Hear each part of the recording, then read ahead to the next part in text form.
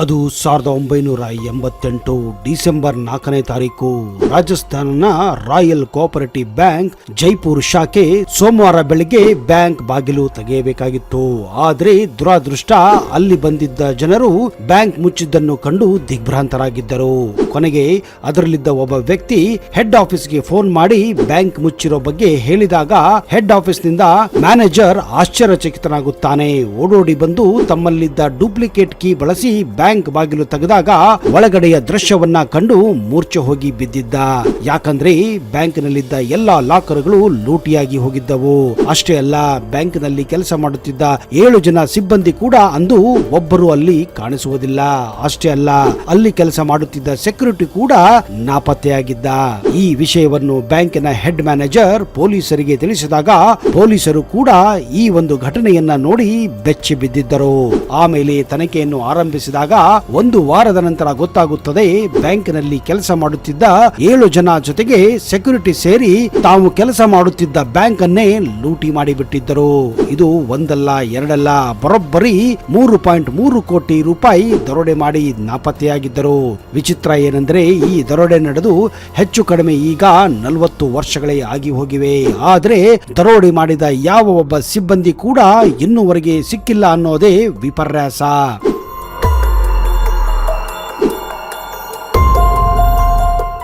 ಆದರೆ ಮುಂದೆ ಪೊಲೀಸರಾಗಲಿ ಬ್ಯಾಂಕಿನ ಟ್ರಸ್ಟಿಗಳಾಗಲಿ ಬ್ಯಾಂಕ್ ದರೋಡೆ ಬಗ್ಗೆ ಹೆಚ್ಚು ಗಮನ ಕೊಡಲೇ ಇಲ್ಲ. ಮತ್ತು ಮುಂದೆ 5 ವರ್ಷದಲ್ಲಿ ಈ ಬ್ಯಾಂಕ್ ದಿವಾಳಿ ಎದ್ದು ಬ್ಯಾಂಕ್ ಅನ್ನ ಕೂಡ ಮುಚ್ಚಲಾಗುತ್ತದೆ. ಆದರೆ ಈ ಬ್ಯಾಂಕ್ನಲ್ಲಿ ಹಣ ಇಟ್ಟ ಜನರ ಹಣ ಮಾತ್ರ ವಾಪಸ್ಸು ಎಂದು ಬರಲೇ ಇಲ್ಲ. ಆದರೆ ಒಂದು ಮಾಹಿತಿಯ ಪ್ರಕಾರ ಈ ಬ್ಯಾಂಕಿನಲ್ಲಿದ್ದ ದೊಡ್ಡ ದೊಡ್ಡ ಕುಳಗಳೇ ಈ ಒಂದು ದರೋಡೆಗೆ ಕಾರಣ ಎಂದು ಈಗಲೂ ಹೇಳಲಾಗುತ್ತಿದೆ. ಆದರೆ ಇಲ್ಲಿಯವರೆಗೆ ಯಾರೂ ಕೂಡ ಸಿಗದೆ ಇರುವುದು ನಿಜಕ್ಕೂ ಎಲ್ಲರನ್ನ ಬೆಚ್ಚಿ ಬೀಳಿಸಿದೆ. ಹೌದು, ಇಂತಹ ದರೋಡೆಗಳು ಬರೀ ಭಾರತದಲ್ಲಿ ಅಲ್ಲ, ವಿಶ್ವಾದ್ಯಂತ ಭಾರಿ ಮಟ್ಟದಲ್ಲಿ ಆಗಿ ಹೋಗಿವೆ. ಭಾರತೀಯ ಸಿನಿಮಾಗಳಾಗಲಿ, ಹಾಲಿವುಡ್ ಆಗಲಿ, ಟಾಲಿವುಡ್ ಆಗಲಿ, ಬ್ಯಾಂಕ್ ದರೋಡೆಗೆ ಸಂಬಂಧಿಸಿದ ಸಿನಿಮಾಗಳು ತುಂಬಾನೇ ಆಗಿ ಹೋಗಿವೆ. ಇತ್ತೀಚೆಗಂತೂ ಈ OTT ಪ್ಲಾಟ್ಫಾರ್ಮ್ ನಲ್ಲಿ ಬರುವ ವೆಬ್ ಸಿರೀಸ್ ಗಳಲ್ಲಿ ಈ ತರದ ಬ್ಯಾಂಕ್ ಡಕಾಯಿತಿಗಳ ಬಗ್ಗೆ ಹಲವಾರು ಸಿನಿಮಾಗಳನ್ನ, ಸೀರಿಯಲ್ಗಳನ್ನ ನಾವು ಕಂಡಿದ್ದೇವೆ. ಹೆಚ್ಚಾಗಿ ಈ ತರದ ಸಿನಿಮಾಗಳು ಒಂದಿಲ್ಲ ಒಂದು ಸತ್ಯ ಘಟನೆ ಮೇಲೆ ಆಧಾರಗೊಂಡಿವೆ. ಇಂತಹ ಕೆಲವು ನಂಬಲಾಗದ ಅಚ್ಚರಿಯ ಬ್ಯಾಂಕ್ ದರೋಡೆಗಳ ಬಗ್ಗೆ ಕೆಲವೊಂದು ಅಚ್ಚರಿಯ ಮಾಹಿತಿಯನ್ನ ಇವತ್ತು ನಿಮಗೆ ಕೊಡ್ತಾ ಇದ್ದೀನಿ.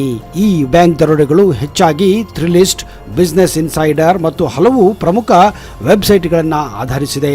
ನಿಜಕ್ಕೂ ನೀವು ಇಂತಹ ಮಿಸ್ಟ್ರಿಗಳನ್ನ ಇಷ್ಟಪಡುತ್ತಿದ್ದರೆ ಈ ವಿಡಿಯೋನ ಕೊನೆವರೆಗೂ ನೋಡಿ. ಅದಕ್ಕಿಂತ ಮೊದಲು ನೀವು ನಮ್ಮ ಚಾನೆಲ್ಗೆ ಹೊಸಬರಾಗಿದ್ದರೆ ದಯವಿಟ್ಟು ಈಗಲೇ ಸಬ್ಸ್ಕ್ರೈಬ್ ಮಾಡಿ, ಜೊತೆಗೆ ಬೆಲ್ ಐಕನ್ ಕೂಡ ಪ್ರೆಸ್ ಮಾಡಿ.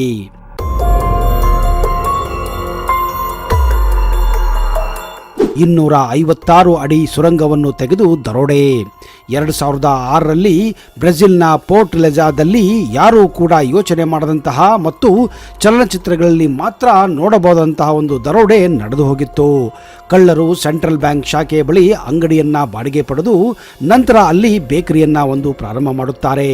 ವಾಸ್ತವವಾಗಿ ಅವರು ಸುಮಾರು 250 ಅಡಿ ಸುರಂಗವನ್ನ ಅಗೆಯಬೇಕಾಗಿತ್ತು. ಇದು ನೇರವಾಗಿ ಬ್ಯಾಂಕಿನ ವಾಲ್ಟ್ಗೆ ಹೋಗಿ ಸೇರುವಂತಾಗಿತ್ತು.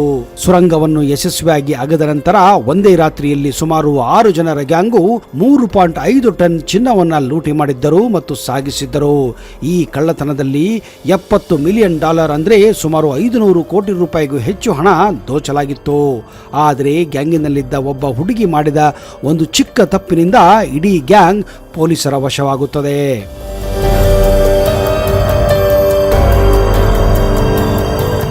ಇರಾನ್ ಸೆಂಟ್ರಲ್ ಬ್ಯಾಂಕ್ ದರೋಡೆ. ವರ್ಷ 2003, ಬಗ್ದಾದ್, ಇರಾಕ್ನ ಸೆಂಟ್ರಲ್ ಬ್ಯಾಂಕ್ ಅನ್ನ ದರೋಡೆ ಮಾಡಿದ್ದು ಇಲ್ಲೇ. ತಜ್ಞರ ಪ್ರಕಾರ ಈ ದರೋಡೆಯನ್ನ ವಿಶ್ವದ ಅತಿ ದೊಡ್ಡ ಬ್ಯಾಂಕ್ ದರೋಡೆ ಎಂದು ಕರೆಯುತ್ತಾರೆ. ಈ ಕಳ್ಳತನದಲ್ಲಿ ಒಟ್ಟು $920 ಮಿಲಿಯನ್ ಅಂದರೆ ಸರಿಸುಮಾರು 7,000 ಕೋಟಿ ರೂಪಾಯಿಯನ್ನ ದೋಚಲಾಗಿತ್ತು ಎಂದು ನಂಬಿಕೆ ಇದೆ. ವರದಿಯ ಪ್ರಕಾರ ಸದ್ದಾಂ ಹುಸೇನ್ ಕಳ್ಳತನಕ್ಕೆ ಆದೇಶ ನೀಡಿದ್ದ ಎನ್ನುವ ವರದಿ ಇದೆ. ಸದ್ದಾಂ ಅವರ ಮಗ ಈ ಹಣವನ್ನು ಅಪರಿಚಿತ ವ್ಯಕ್ತಿಯ ಸಹಕಾರದಿಂದ ಬೇರೆ ಕಡೆಗೆ ವರ್ಗಾಯಿಸಿದ್ದಾನೆ ಎಂದು ಕೂಡ ನಂಬಿಕೆ ಇತ್ತು. ನಾಪತ್ತೆಯಾದ ಹಣ ಮತ್ತೆ ಪತ್ತೆಯಾಗುತ್ತದೆ ಎಂದು ಯಾರಿಗೂ ಕೂಡ ಗೊತ್ತಿರಲಿಲ್ಲ. ಆದರೆ ಒಮ್ಮೆ ಸದ್ದಾಂ ಹುಸೇನ್ ಅವರ ಮನೆಯ ಮೇಲೆ ದಾಳಿ ಮಾಡಿದಾಗ ಅಲ್ಲಿ 650 ಮಿಲಿಯನ್ ಪತ್ತೆಯಾಗಿದ್ದು ಈ ಬ್ಯಾಂಕಿನ ದುಡ್ಡೆಂದು ಗೊತ್ತಾಗುತ್ತದೆ.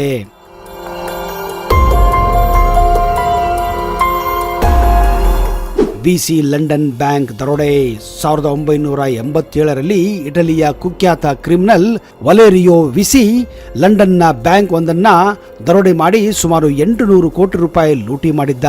ಕಳ್ಳತನದ ವಿಧಾನವು ಅತ್ಯಂತ ಸರಳವಾಗಿತ್ತು.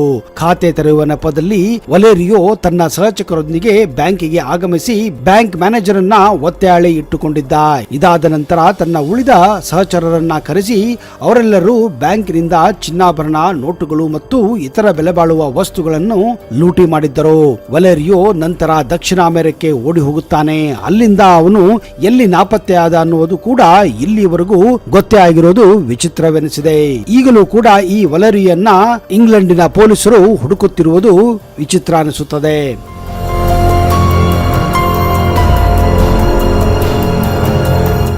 ಡನ್ಬಾರ್ ಬ್ಯಾಂಕ್ ದರೋಡೆ. ಅದು 1997 ಲಾಸ್ ಏಂಜಲ್ಸ್ ನ ಡನ್ಬಾರ್ ಬ್ಯಾಂಕ್ ನಲ್ಲಿ ದರೋಡೆ ನಡೆದಿತ್ತು. ಈ ಕಳ್ಳತನದ ಬಗ್ಗೆ ಆಘಾತಕಾರಿ ವಿಷಯವೇನೆಂದ್ರೆ ಇದರ ಮಾಸ್ಟರ್ ಮೈಂಡ್ ಪ್ರಾದೇಶಿಕ ಸುರಕ್ಷಾ ಇನ್ಸ್ಪೆಕ್ಟರ್ ಬ್ಯಾಂಕ್ ನಲ್ಲಿಯೇ ಕೆಲಸ ಮಾಡುತ್ತಿದ್ದ. ಅಂದರೆ ಒಬ್ಬ ಸೆಕ್ಯೂರಿಟಿಯಾಗಿ ಕೆಲಸ ಮಾಡುತ್ತಿದ್ದ ವ್ಯಕ್ತಿಯೇ ಈ ಬ್ಯಾಂಕ್ ಅನ್ನ ಲೂಟಿ ಮಾಡಿದ್ದ. ಅವನು ತನ್ನ 5 ಸ್ನೇಹಿತರನ್ನ ದರೋಡೆ ಮಾಡಲು ಆರಿಸಿಕೊಂಡು ಬಳಿಕ 150 ಕೋಟಿಗೂ ಹೆಚ್ಚು ಹಣದೊಂದಿಗೆ ಪರಾರಿಯಾಗಿದ್ದಾನೆ. ಈ ಒಂದು ದರೋಡೆ ಮಾಡಲು ಸೆಕ್ಯೂರಿಟಿಯಾಗಿ ಕನಿಷ್ಠ ಪಕ್ಷ ಈ ಬ್ಯಾಂಕ್ ನಲ್ಲಿ 3 ವರ್ಷ ಕಾಲ ಸತತವಾಗಿ ಇಲ್ಲಿ ಕೆಲಸ ಮಾಡಿದ್ದ. ಆದ್ರೆ ಕೊನೆಗೆ 5 ವರ್ಷಗಳ ನಂತರ ಕಳ್ಳತನ ಮಾಡಿದ್ದು ತಾನೇ ಎಂದು ಒಪ್ಪಿಕೊಂಡು ಪೊಲೀಸರಿಗೆ ಶರಣಾಗುತ್ತಾನೆ. ಆದ್ರೆ ವಿಚಿತ್ರ ಏನಂದ್ರೆ ಅವನ ಹತ್ತಿರ 1 ನಯಾ ಪೈಸಾ ದರೋಡೆ ಮಾಡಿದ ಹಣ ಅವನಲ್ಲಿ ಇರುವುದಿಲ್ಲ.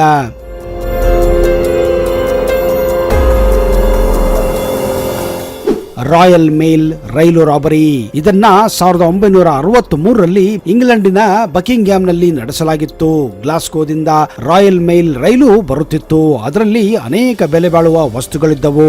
15 ಕಳ್ಳರು ಇದರ ಬಗ್ಗೆ ಸ್ಟಡಿ ಮಾಡಿ ತಿಂಗಳುಗಟ್ಟಲೆ ಮೊದಲೇ ಇದನ್ನ ಯೋಚನೆ ಮಾಡಿ ಯೋಜನೆಯನ್ನ ರೂಪಿಸಿದ್ದರು. ಹಳಿಯನ್ನ ಸಿಗ್ನಲ್ ಬಳಿ ಟ್ಯಾಂಪರ್ ಮಾಡಿ ರೈಲನ್ನ ನಿರ್ಜಲ ಪ್ರದೇಶದಲ್ಲಿ ನಿಲ್ಲಿಸಿ ರೈಲ್ನಲ್ಲಿ ಇದ್ದ ಬೆಲೆ ಬಾಳುವ ವಸ್ತುಗಳನ್ನ ಲೂಟಿ ಮಾಡಿದ್ದರು. ಆ ಕಳ್ಳತನದಲ್ಲಿ ಸುಮಾರು ಆ ಸಮಯದಲ್ಲಿ 33 ಕೋಟಿಗಿಂತಲೂ ಹೆಚ್ಚು ಹಣವನ್ನ ದೋಚಲಾಗಿತ್ತು ಎಂದು ನಂಬಿಕೆ ಇದೆ. ಇದು ಇಂಗ್ಲೆಂಡಿನಲ್ಲಿ ನಡೆದಂತಹ ಇಲ್ಲಿಯವರೆಗಿನ ಅತಿ ದೊಡ್ಡ ರಾಬರಿಗಳಲ್ಲಿ ಒಂದಾಗಿದೆ.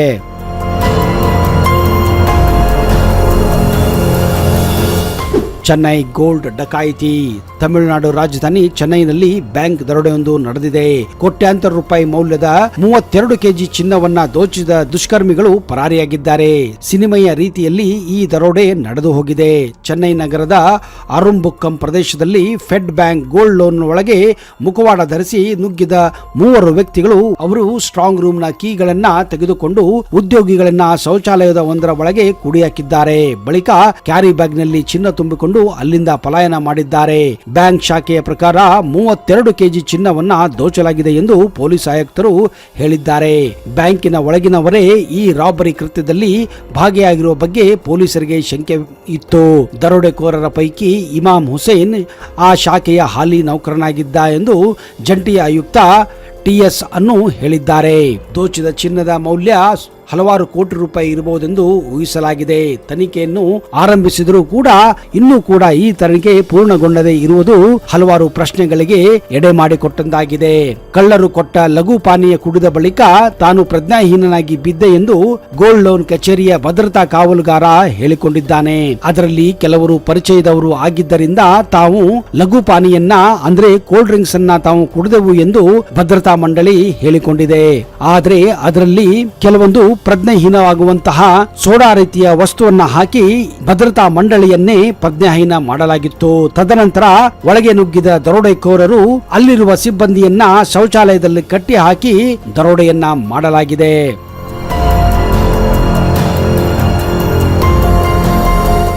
ನೋಡಿದಿರಾ ಸ್ನೇಹಿತರೆ, ಸಿನಿಮಾಗಳಲ್ಲಿ ಅಲ್ಲದೆ ಇವತ್ತು ನಿಜ ಜೀವನದಲ್ಲಿ ಕೂಡ ಇಂತಹ ಚಿತ್ರ ವಿಚಿತ್ರ ದರೋಡೆ ಮಾಡುವುದು ಸುಲಭವಾಗಿ ಬಿಟ್ಟಿದೆ.